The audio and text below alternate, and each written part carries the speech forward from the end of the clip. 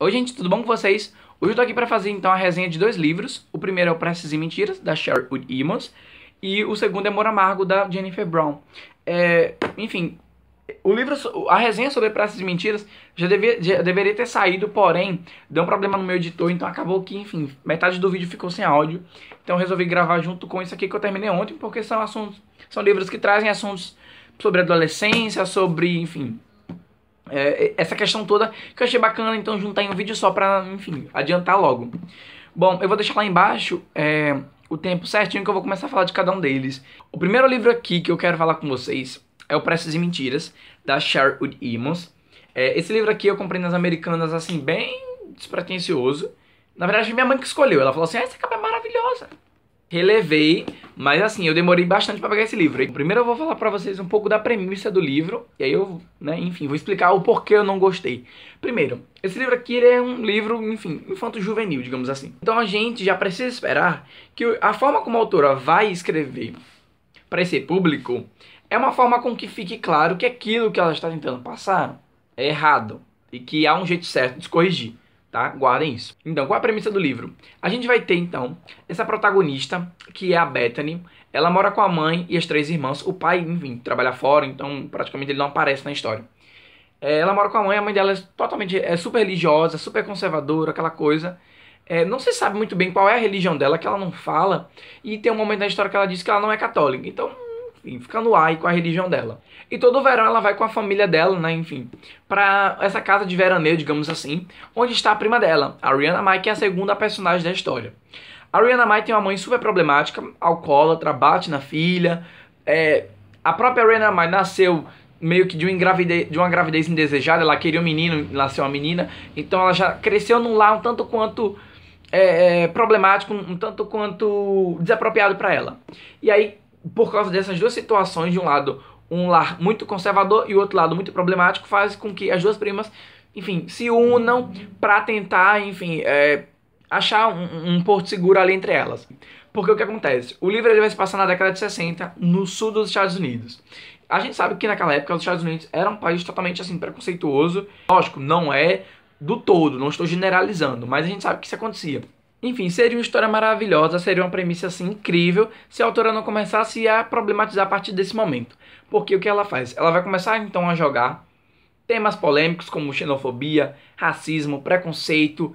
Ela vai falar sobre estupro, vai falar sobre abuso, adolescência e amadurecimento precoce de crianças. Só que assim, ela não deixa transparecer que aquilo é errado. Sabe, um leitor de primeira viagem, digamos assim, vai ler isso aqui e ele vai achar que isso aqui é normal, principalmente meninas, porque o livro aqui ele vai focar um tanto quanto mais na questão feminina, mas você vai ter que ler para saber o que é. Ao longo de toda a história, a autora vai deixando pontas soltas que ela não consegue costurar para deixar enfim, para trazer a solução. O final do livro para mim foi uma coisa meio assim, não sei como terminar, vou matar todo mundo. 3 personagens aqui morrem em um curto período de tempo assim, que para a história do livro seria no equivalente a uma semana, sabe? E tem outra coisa, a irmã da protagonista, da Bethany, que eu já não lembro o nome dela, ela assim, é uma menina muito, muito problemática, a gente sabe que tem alguma coisa errada com ela. Teve um momento ali que o leitor fica puto, eu fiquei puto com ela no começo, mas já pro final do livro a gente percebe que tem alguma coisa mais do psicológico, e o que a autora faz com essa personagem é assim, de chorar sangue, porque ela não... Simplesmente ela caga pra personagem, ela não explica. Ela dá qualquer coisa, desculpa do tipo, ninguém se importa com isso, vamos passar, o leitor não se interessa por isso, sabe? Eita, aí o plot da história assim foi bem chatinho, o final foi assim, todo mundo se resolvendo rápido. E aí o pior foi isso aqui. A única quote que eu marquei, que na verdade foi em frase, é maravilhosa, foi aqui na página 320, que é uma conversa das meninas que ela fala assim, a protagonista. A prima de Cindy, que era uma vizinha delas, tinha sido estuprada no ano anterior quando saíra com o rapaz. O cara disse que ela estava querendo ou não se vestiria daquele jeito, e todo mundo na escola tinha concordado. Ela estava pedindo, afinal. A menina tinha saído da escola e agora frequentava o colégio noturno. Então assim, a impressão que dá é que a própria autora, por não falar qual era a sua religião, enfim, eu posso também estar aqui viajando. Era como se a própria autora fosse conivente com isso, como se ela concordasse de que não, meninas não devem andar por aí de saia curta. Era como se a autora concordasse com essa ideia totalmente torpe e arcaica. Então eu fiquei muito puto com essa autora, com isso. E o final do livro, depois já que acabou o romance, tem aqui uma coisa descrita. Vire a página para acompanhar uma entrevista especial com Sherwood Emos. E aí são várias perguntas, assim, que parece que foi feita por uma aluna de ensino médio. Aí, por qual motivo você escreveu romance? Por qual... Não. A pergunta final, maravilhosa. Algum conselho para quem é aspirante a escritor? E ela fala, escreva. Eu sou a prova viva de que o primeiro romance pode ser publicado. De fato, um livro péssimo, um romance péssimo, pode ser publicado. E aqui, ao contrário do Amor Amargo, que a gente já vai conversar, a autora não se preocupou em estudar, em ir mais a fundo, em pesquisar sobre o assunto. Porque uma das personagens aqui tem um certo transtorno psicológico. E ela fala, aqui nessa entrevista maravilhosa, que ela não estudou sobre psicologia e que as pessoas não estão se importando com isso. Então, você vê a preocupação que a autora teve em trazer essas questões para um livro que uma garota ou então uma adolescente em formação ali de caráter vai ler isso aqui, vai achar aquilo normal, vai achar que menina andar com roupa curta na rua ela é sinônimo de que ela quer ser estuprada. Então assim, foram 350 páginas que eu não aproveitei nada.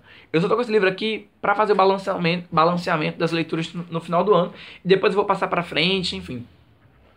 O segundo livro que eu quero falar com vocês é O Amor Amargo, da Jennifer Brown. Esse livro aqui ele é bem mais curto, ele tem cerca de 220 páginas. É um dos queridinhos de muita gente, da Pan Gonçalves também, ela adora o A Lista Negra, que é um livro que eu pretendo ler. Bom, qual é a história desse livro aqui? Enquanto nesse nós vamos ter assuntos relacionados mais a estupro, a abuso e tal, aqui nós vamos ter sobre relacionamento abusivo. É um tema novo pra mim, mas eu já me irritei com algumas coisas. Eu dei 4 estrelas para esse livro aqui, mas na verdade foi porque qual é a historinha? Nós temos então essa protagonista, que ela é um estereótipo, como todos os outros personagens. Para mim, foram bem estereotipados, porque ela é a protagonista Bella Swan. Ela é aquela menina sem qualidades, aquela menina que ninguém nunca quis, aquela menina totalmente atrapalhada, ela só se preocupa com a escola, aquela coisa toda. A melhor amiga dela, a Bethany, aqui ela também é Bethany, ela é aquela menina, enfim, louca da vida, que adora sair, fazer compras e tá, tipo, whatever pra vida, só quer saber de garotos. E o melhor amigo dela, que tinha que ser o burro, o que só faz brincadeiras desnecessárias, que pra mim foi o personagem mais legal porque eu morri de rir aqui com ele. E o cara que ela vai se apaixonar é o galã, o gostosão, o jogador de basquete da escola. Me diga se isso não é clichê, se você já não viu alguma coisa do tipo em livros, filmes ou séries. Mas tá. E aí ela vai se apaixonar por ele, porque ele vem de outra cidade, e ela meio que ajuda ali tipo, reforço na escola, e ela vai ajudar ele. Então eles começam a criar um relacionamento, e claro que mais pra metade do livro, ele vai começar a colocar suas garrinhas de fora. Até 100 primeiras páginas, eu não vi nada latente relacionado ao relacionamento abusivo. O que eu vi foi uma protagonista que mal conheceu um cara e já ignorou os amigos. Eles têm uma coisa aqui que desde os 8 anos de idade, eles planejam uma viagem pro Colorado, né? Então é um livro ali que vai falar também sobre road trip, de uma certa forma, mas que acontece mais pro final da historinha mesmo. Então assim, as 100 primeiras páginas é uma protagonista chata, irritante, enfim, negando então tudo que ela tinha construído com os amigos dela, por causa de um garoto, tá? Aí lógico que da metade pro final do livro vai vir então à tona todos os problemas desse romance que a primeiro momento era perfeito. Basicamente isso é a história desse livro aqui. Ela então lidando com esses problemas de um relacionamento, ela não tem... Ah, também tem uma coisa que é assim, a mãe dela sofreu um acidente no começo, isso não é spoiler, enfim, ela já começa o livro dizendo que ela morreu. E em todo momento ela volta e meia acaba pensando em viajar pro Colorado com os amigos dela pra tentar entender o que aconteceu com a mãe dela. Mas que quando chega no final do livro, aquilo ali meio que fica em segundo plano e as coisas são resolvidas assim bem rápidas também. Então assim, num contexto geral, o romance eu achei ele bem ok. Eu achei ele nada muito, enfim, incrível, muito inovador.